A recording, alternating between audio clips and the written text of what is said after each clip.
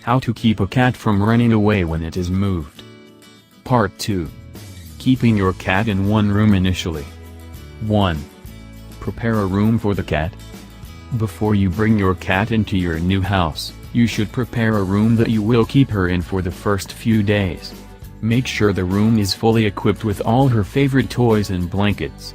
You also need to have enough food and water, as well as a litter tray, and all food and water dishes. Cats rely on scent, so putting furniture in the room that smells of you can also help.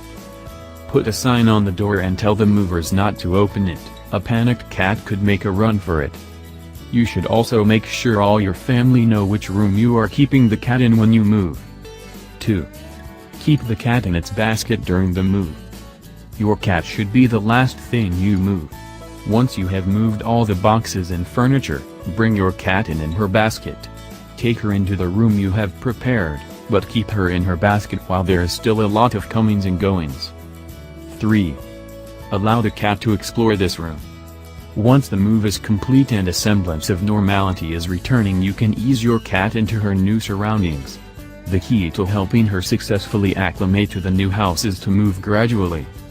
You should keep her in the one room for the first few days, but you can let her out of her basket to explore the room once the moving noise has died down.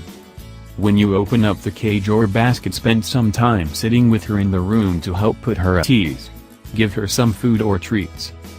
Don't worry if she goes and hides in a corner or under a bed somewhere. She is just taking time to adjust to her new surroundings. Be patient with her and don't try to force her out of cover.